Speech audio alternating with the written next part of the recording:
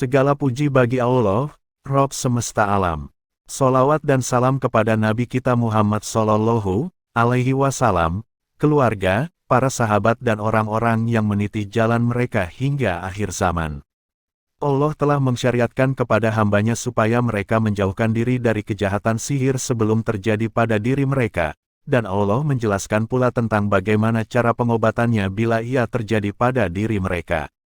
Ini merupakan rahmat dan kasih sayang Allah, kebaikan dan kesempurnaan nikmat-Nya kepada hambanya.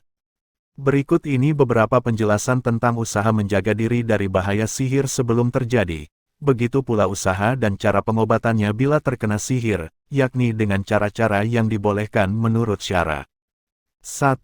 Tindakan preventif yakni usaha menjauhkan diri dari bahaya sihir sebelum terjadi. Cara yang paling penting dan bermanfaat adalah penjagaan dengan melakukan zikir yang disyariatkan, membaca doa dan taawudz sesuai dengan tuntunan Rasulullah Shallallahu Alaihi Wasallam diantaranya seperti di bawah ini.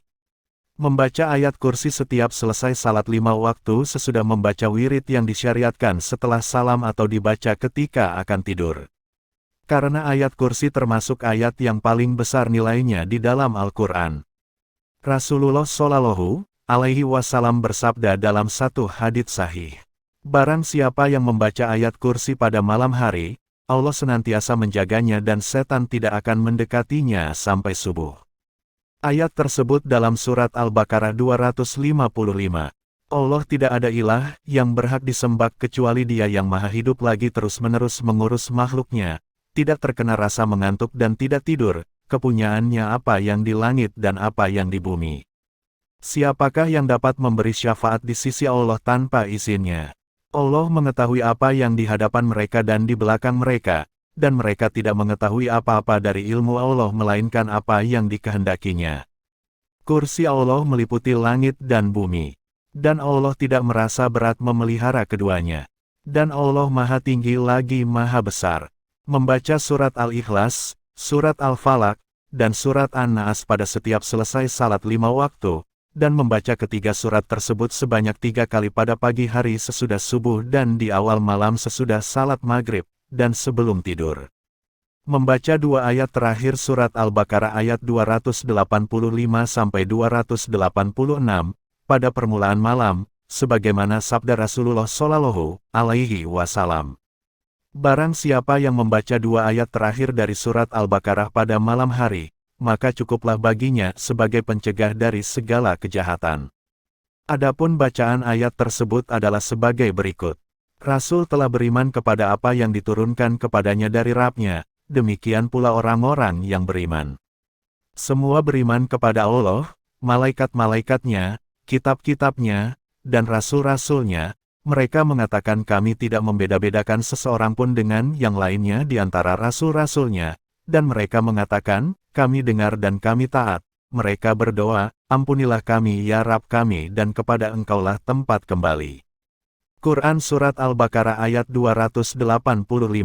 Allah tidak membebani seseorang kecuali sesuai dengan kesanggupannya, ia mendapat pahala dari kebaikan yang diusahakannya dan mendapat siksa dari dosa yang ia kerjakan. Mereka berdoa, ya Rabb kami janganlah Engkau hukum kami jika kami lupa atau bersalah. Ya Rabb kami janganlah Engkau bebankan kepada kami beban yang berat, sebagaimana Engkau telah bebankan kepada orang-orang sebelum kami. Ya Rabb kami janganlah Engkau pikulkan kepada kami apa-apa yang kami tidak sanggup memikulnya, dan maafkanlah kami, ampunilah kami, dan rahmatilah kami Engkaulah penolong kami, maka tolonglah kami terhadap orang-orang kafir. Quran Surat Al-Baqarah ayat 286. Aku berlindung dengan kalimat Allah yang sempurna dari kejahatan apa yang Dia ciptakan. Hendaklah dibaca pada malam dan siang hari ketika singgah di suatu tempat, ketika masuk dalam suatu bangunan, ketika berada di tengah padang pasir, di udara atau di laut. Sabda Rasulullah Shallallahu Alaihi Wasallam. Barang siapa singgah di suatu tempat dan dia mengucapkan, aku berlindung dengan kalimat Allah yang sempurna dari kejahatan apa yang Dia ciptakan, maka tidak ada sesuatu pun yang membahayakannya sampai ia pergi dari tempat itu. Membaca doa di bawah ini masing-masing 3 kali pada pagi hari dan menjelang malam. Dengan nama Allah, yang tidak ada yang membahayakan bersama namanya sesuatu pun yang ada di bumi dan di langit, dan Dia Maha mendengar lagi Maha mengetahui. Hadis riwayat Abu Daud dan Tirmidzi.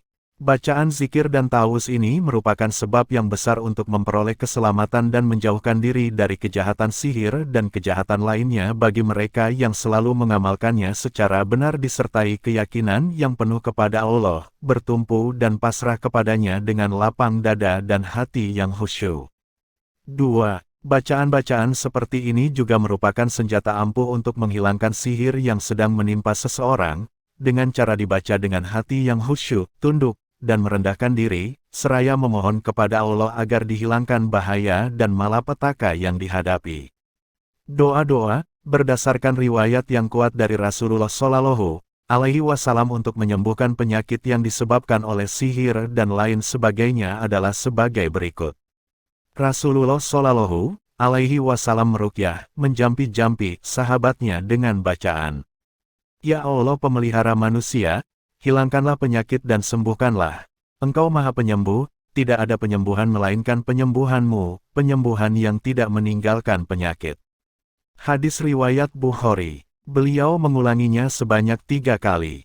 Doa yang dibaca Jibril alaihissalam ketika menjampi Rasulullah Shallallahu Alaihi Wasallam. "Dengan nama Allah aku menjampimu, dari segala yang mengganggumu dan dari segala kejahatan setiap jiwa, atau dari mata yang dengki, Allah menyembuhkanmu, dengan nama Allah aku menjampimu." Hendaklah doa ini diulang 3 kali.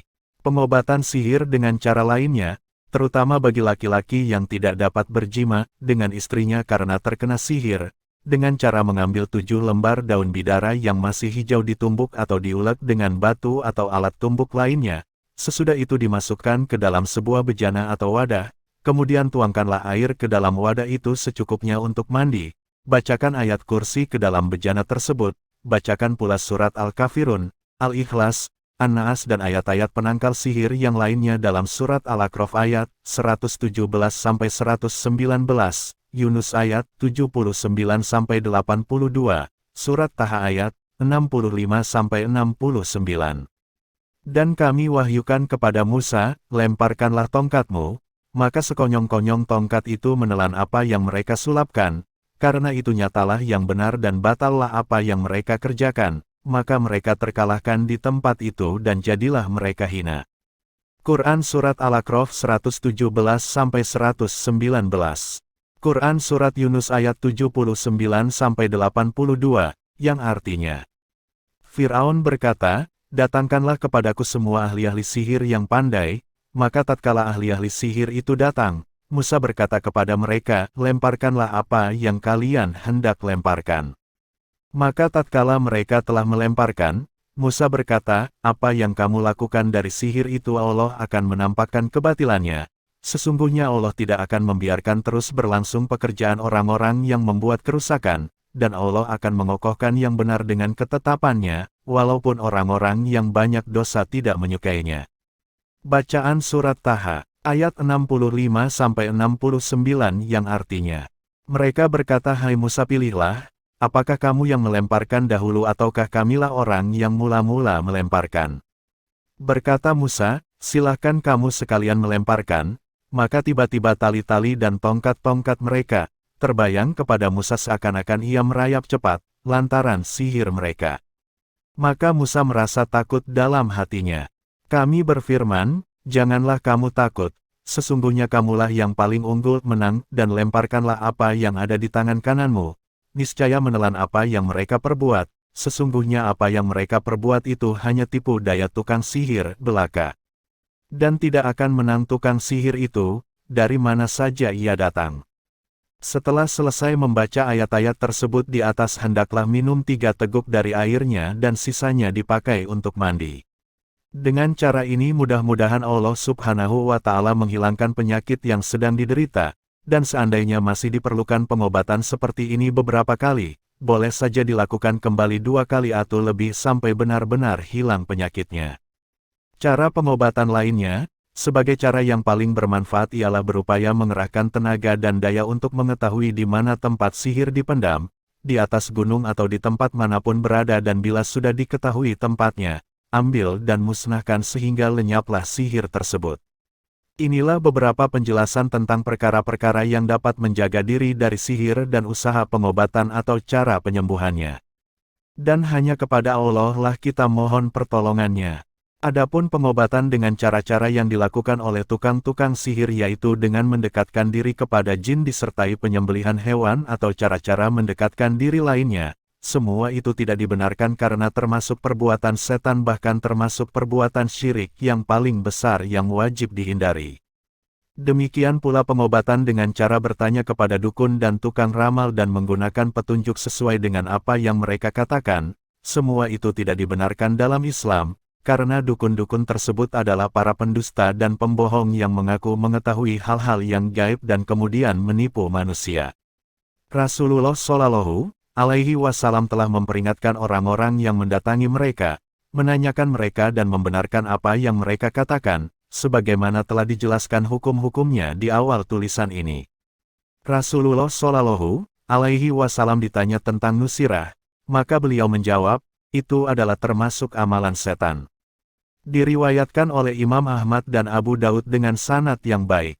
Nusirah adalah upaya menghilangkan sihir dari orang yang terkena sihir, dan yang dimaksudkan oleh Nabi dengan nusirah dalam hadis tersebut adalah yang dilakukan oleh kaum jahiliyah, yaitu menanyakan kepada tukang sihir untuk menghilangkan sihir, atau menghilangkannya dengan sihir yang semisalnya dari tukang sihir yang lain. Adapun melepaskan sihir dengan ruqyah dan doa-doa tapetik terbalik awuds yang disyariatkan serta doa-doa yang diperbolehkan, maka hal itu tidak mengapa, seperti yang dijelaskan oleh Ibnu Qayyim, Syekh Abdurrahman bin Hasan dalam bukunya, Fathul Majid, dan para ulama lainnya.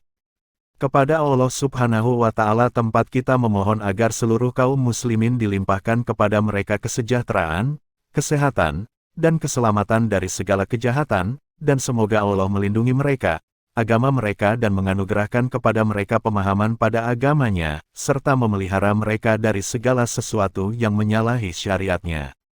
Semoga sholawat dan salam selalu terlimpah atas hamba Rasul-Nya, Muhammad, keluarga, beserta para sahabatnya.